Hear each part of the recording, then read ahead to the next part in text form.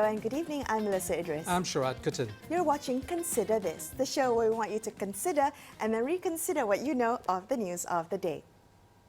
Tomorrow, September the 18th, is the deadline for countries to join the Global COVID-19 Vaccine Access Plan, also known as COVAX. Now, so far, at least 80 countries have signed up to COVAX, which is a platform that will support the research and development as well as the manufacturing of a wide range of COVID-19 vaccine candidates and the ensuing price negotiations. Now, the coordinator of COVAX has described this as an insurance policy in case the vaccines separately backed by individual countries in other bilateral deals fail to work. Malaysia has yet to join COVAX. Now, many medical experts have urged the Malaysian government to join before the deadline tomorrow to ensure that we do not end up last in the global race for a vaccine. Sharaad? Well, you know, Melissa, this is in some ways quite bewildering because the explanations given by the Minister of Health is that he's unclear about what COVAX will do, about the specific vaccine and so on and so forth. And because industry players are already saying that there's sufficient information out there on the WHO website. They understand that it's more than just one vaccine. Yes. The questions about the regulatory processes that are domestic kick in whether you're part of COVAX or you're not part of the COVAX deal. So the question is, why deny ourselves an opportunity for something that will allow a very small market like ourselves to access an equitable game, as it were, rather than try to play as with the big players on a bilateral agreement? So when you say the big players, as we understand it, the US and China are not part of this COVAX initiative. And I think it's quite interesting, Sharaad, because the conversation about COVAX, I don't think has permeated kind of mainstream conversation. I haven't heard a lot of people talk about this, and it's quite interesting because I think it's important that we understand why we're taking the stand of not participating as yet, and you know what are the reasons behind not wanting to participate. I think there needs to be more of transparency and accountability as to the reasoning or the thinking of the Ministry of Health. Yeah, well, the Minister has put out some information, Melissa, but the question is whether it's sufficient information to understand the rationale, right? So if the government, in fact, is in some sort of bilateral agreement, we need to know with whom, right, and whether this would be advantageous or not to us. If we are in agreement with Chinese developers whose priorities might be their more than a billion person market, then why would we do that? When we know that, in fact, many countries and developed countries have done this, they're in specific deals, meaning they've invested in a particular vaccine, they see that they put their bets on a particular vaccine, say, for instance. At the same time, they have joined COVAX. Right. So it's a kind of win-win. It's an insurance policy, as right, you know, described. And I have to ask you, Sharaad, what is the cost? What do you think the cost will be if Malaysia makes the wrong bet? If we're taking the wrong bet on the wrong vaccine candidate, on doing the separate negotiations, then what happens to us, right? Yeah, and it still is, again, you know, Melissa, it's slightly bewildering because the explanations have not come sufficiently as to why the government's taken this step, why it says it's unclear about what the COVAX deal is when all the information is available. Again, we're kind of running around in circles, but if the population doesn't understand that in missing the boat, if we miss the boat on this, what is the consequence for Malaysians? The general public, we know that Cold Blue, which is a website or portal of Gallen Centre, they've come out and really spoken to industry players, right? And so when you hear so many industry players say that this is a good deal for us, and yet the government doesn't go with it, one just is left stupefied. Yes, well, tomorrow's the deadline. There's still perhaps some time, but we'll wait to hear from our public health experts to see more about this issue. Now, we're going to take a quick break here on Consider This, but after this, we will come back to discuss the impact of the evolving political landscape on one of the country's oldest parties, PAS. Stay tuned to Consider This.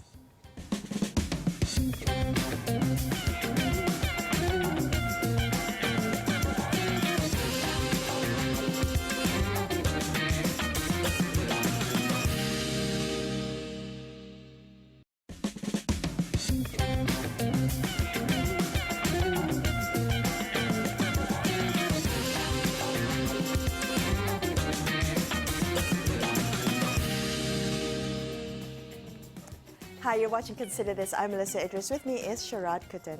Today, the former Youth and Sports Minister Syed Syed Abdul Rahman officially registered a new political party, the Malaysian United Democratic Alliance, or better known as MUDA. Now, this new entrant to the political scene will no doubt put all political parties and their youth wings on notice, potentially poaching the next generation. But is the threat real? Now, to help us better understand the impact of the evolving political landscape on one of the country's oldest parties, we have Syahir Sulaiman. He's the Political Secretary to the past President, Datuk Seri Hadi Awang. Syahir, thank you so much for joining us on the show tonight. If I may get your comments on the, the headlines today that there is a new political party, youth-led. What do you make of MUDA? First and foremost, thanks AWANI for hosting me. I think the discussion on the youth-based party is about the future of youth politics. So it's all about the expectation, the aspiration, and the hope about the new politics. And I have been telling my colleagues in past, particularly, that we cannot underestimate the potential, I don't call it as a threat, but as potential disruption of MUDA into the old politics, and particularly on the older players like PAS, UMNO and PKR perhaps. And I've been following the evolution of this idea, and then when the idea was first mooted, I said we should welcome this as part of the democracy.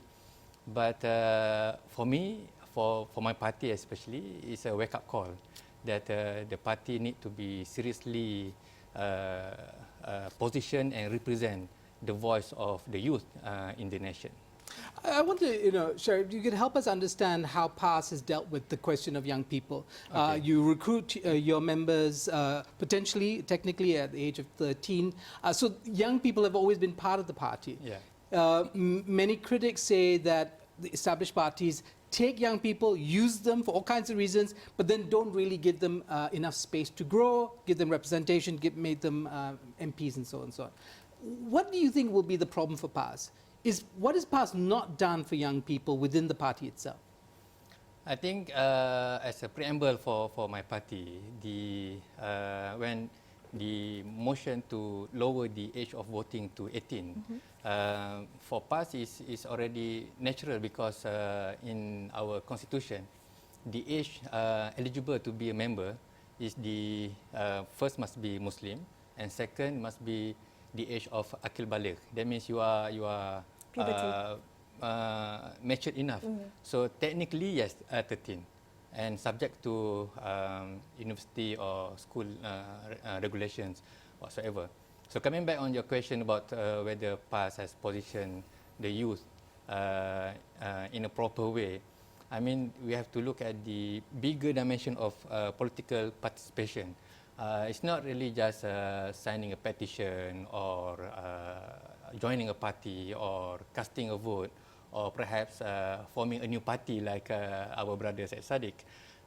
In PAS, I mean, the political spectrum is much bigger with the education, with the welfare. We have Jabatan Amal, we have our own kindergarten up to the primary and secondary schooling.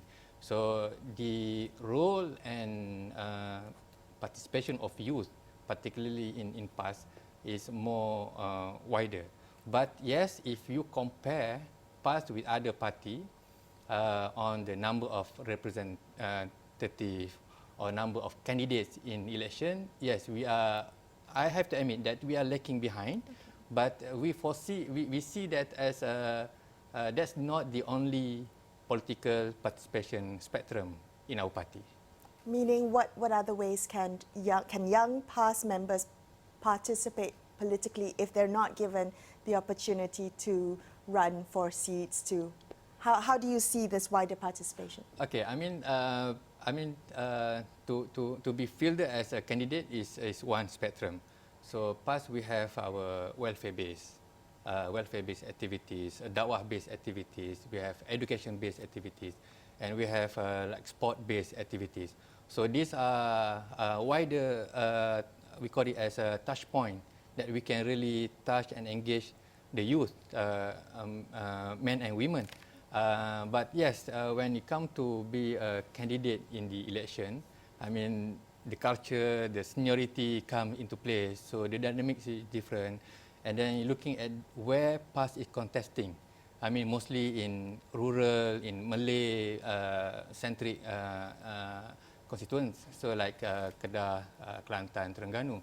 So the demography in those states, the preference are towards to elect a leader with some sort of capability and reputation, with experience.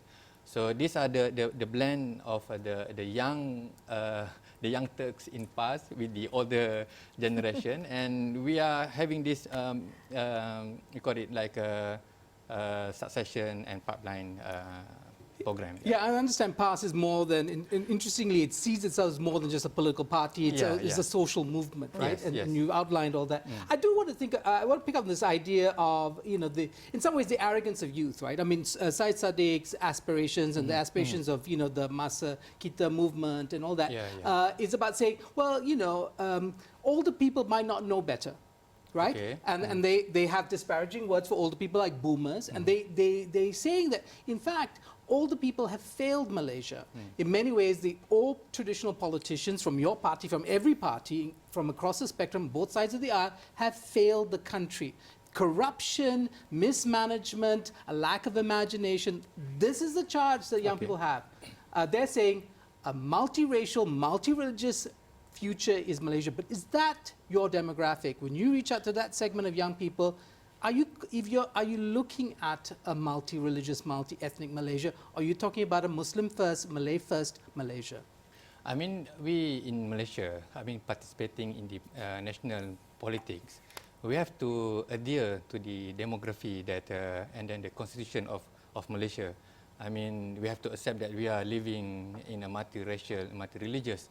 I mean, if you ask the young people like us lah, I mean, when we were in schooling or in universities, there is no, I mean, dichotomy between, I mean, we can do our sport, we can do our outdoor activities with our Chinese colleagues and our Indian friends. So for PAS, we have to admit that we are Islamic-based party, but to be acceptable at the national level, so that's where the idea of coalition and political cooperation comes in.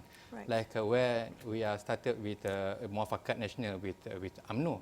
I mean, to really consolidate the Malay-based support. I mean, and in which the vacuum left by Pakatan Harapan. I'm sorry to say this.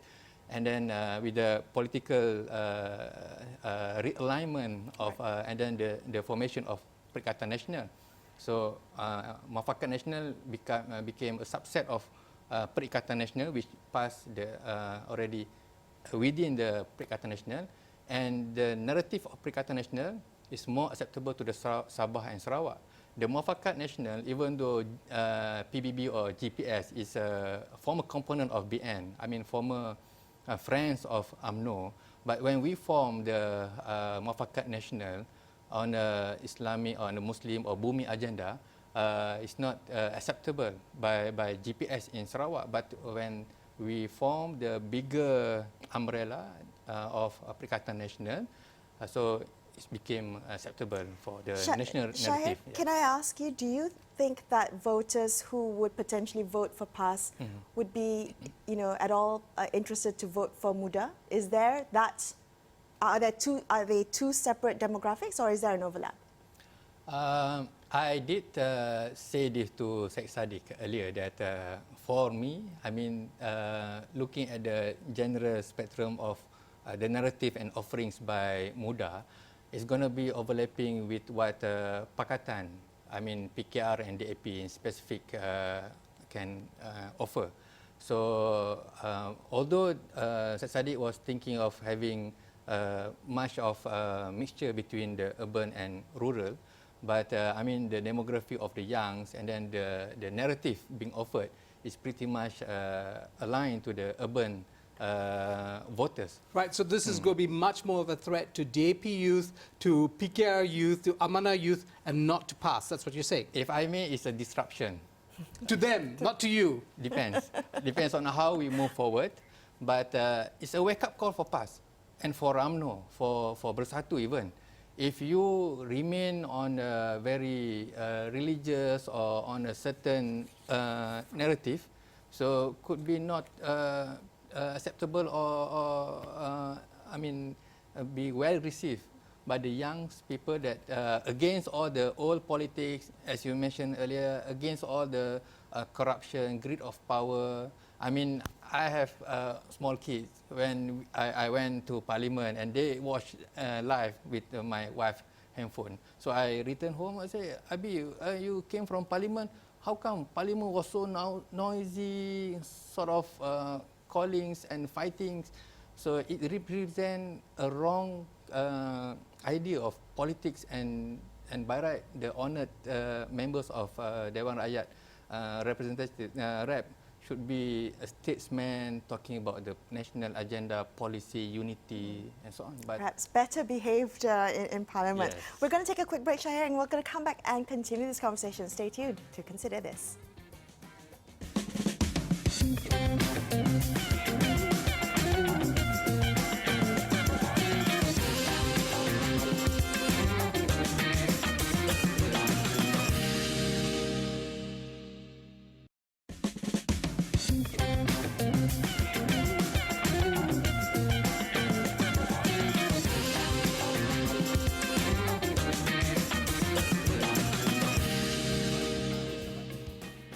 Hi, thanks so much for staying with Sharaad and I on Consider This. Let's continue our conversation with Syahir Sulaiman. He's the Political Secretary to the past President, Datuk Seri Hadi Awang. So this year's PAS Muktamar, or the annual Congress, was the first to take place after PAS became part of the federal government back in March. Syahir, what for you were some of, personally, your takeaways this year? What was different this year for you? in general, we didn't expect much hiccups in our recent Muktamar. Although towards a few days leading towards the Muktamar was the statement by our President that PAS is not abstain but give away to the PRN in Sabah. But in general, the Congress, the Muktamar was very peaceful, united, and set the tone by the leaders. But yes, as you mentioned that this is the first time, we became in power at the federal level. So the debate, we can see that not so much on the internal matter, like the tarbiyah, the typical subject matter, but now towards the national issue.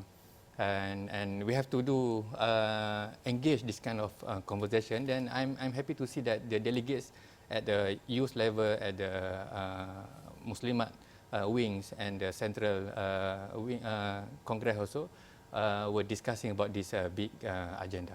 Right, one of the things that came out was the question of cyber troopers, or the space of social media, right? Mujahid cyber. Well, I want to, because there's one part of it that's very interesting. Okay. The critique that came out was that in some ways PAS was not winning this war on social media. And so much of youth politics is conducted in cyberspace, right? Yes. And I wonder about the messaging there. What are the challenges for PAS in messaging on social media, especially when, and this was also mentioned by one of your delegates, that the narrative spun is that PAS is now in a coalition with parties that were once seen as corrupt, criticized by PAS itself, led by Najib Razak, who's now a convicted felon. That message, how do you counter that? Because the other side has a very powerful argument that you are in league with thieves. Yeah, so, the spotlight was given on the debate, and then the Mujahid cyber came out lah. In the thinking within PAS that we are losing ground on the real battleground of the new politics, i.e. the social media, and the idea of having more visibility, more engagement with the social media users are a big challenge. And then we used to be opposition for years, and then now becoming a ruling party, part of the government coalition, we should step up the game. So that was the frustration among the youth delegates, where we see that there is no change and there is no new paradigm of how we tackle the youth, particularly in the media social. So during the Muktamar, you said, you alluded to earlier that it was coming off the back of that announcement about the Sabah elections. How was that news received among the Muktamar delegates? Was there a sense of acceptance, or were there questions about why PAS is not going to participate in the elections or contest in the elections? I mean, for PAS, we have been contesting for many years. I mean, we have so for not contesting is new normal for us. And when the unique about PAS is that when the president or the Musyidul Am, the spiritual leader, make a statement or a remark or opening remark, that set the tone. So we can see that, and then it's not really just simply obedience, but understanding the bigger picture, and then we call it as a siasah nafas panjang. It's a long-term political journey. So we might lose the battle. We might not contesting in the battle, but we are preparing towards for the war. Okay, I want to ask you this though. It wasn't just the leadership within PAS, but it also your allies that were suggesting that PAS is toxic to the brand in the Borneo states because of the way in which race and religion is differently configured there. Okay. And what is the response to that? Can PAS, if it aspires, it's already in federal government, aspires to be a national party, if it fails to engage Bornean youth who want to have, it seems, at least on the surface, a multi-ethnic, multiracial Malaysia, what do you say to them? We admit the situation and then the challenges in Sabah and Sarawak. I mean, PAS has been in Sabah and Sarawak for years and contesting in few elections, but until today, 0 seats. But we also active with non-political activities like the education, welfare, dakwah, and so on. So coming back on your question that towards leading towards the state election, with the feedback and the study that we conducted on the ground, that yes, PAS being a peninsula-based party, Islamic-based party, and a few weeks prior to the state election, there were remarks, there were statements, there were controversy that can invoke such a discussion, a negative discussion about what PAS can offer and whether they can accept PAS in the alliance of the Sabah and Sarawak. So that is the Was it hurtful? I mean, did it feel like an insult to you that people would say you're toxic to Sabahans? I mean, we have to accept whatever perception given to us. So that's where we are open for harmony, discussion, intellectual discussion, and then but the bigger agenda is much in priority. I mean. And what is the bigger agenda? Very quickly, tell us. For PAS in Sabah state election is to ensure the winning. The success factor of Perikatan Nasional and Muafakat Nasional. So for us, if we are not contesting at this state election, and then happen to be that in Sabah State Constitution, they can have an appointed rep instead of elected rep. And then we are talking about the negotiation in the parliamentary seats. So these are a few give and take that we have to consider. Okay. Syahir, in the last minute that we have left, if I may bring back the conversation to what you said right at the start of our chat today. You said that the MUDA party is a disruption, it's a wake-up call for PAS. Okay. What exactly are you going to do with this wake-up call? I think first and foremost, we are in urgent need to restore trust among the youth towards politics and politicians. I mean, so this leads towards the new way of doing politics, new way of thinking, new culture, and perhaps new players in the political scene. But I have few big questions towards MUDA, towards my brothers at Sadiq, that if you are forming a youth movement, it's okay. But when you form a party, so the question for a new party or any party that heading towards GE15 is the political consortium. It's going to be head-on between PN and PH. So where, like past, we can go on our own, like UMNO, they can go on their own. But at the end of the day, first past the post. We have 222 parliament. We have more than 500 state seats. So the question of whether you're going to make a political consortium with the older players, so the same story again. So you want to see whether they're going to join a coalition? But based on the statement that that's not going to be. Yeah. So how, I mean, understanding the reality of the system, the demography that we have, and then, so these are big questions that need to be answered by MUDA, so that the young voters, I mean, we have learned in GE14 with high hope, high expectation, high promises, but you cannot deliver. So and I guess the young people are very eager to cast a vote this time, to really teach the older players, so to come up with the new politics that would be better for the youth and would be better for the nation in the future. Thank you so much for joining us on the show tonight. I appreciate your time. Thank you so much. I really appreciate it. That's all we have for you on this episode of Consider This. I'm Melisa Idris. And I'm Sharaad Kuttan, signing off for the evening. Thank you so much for watching and good night.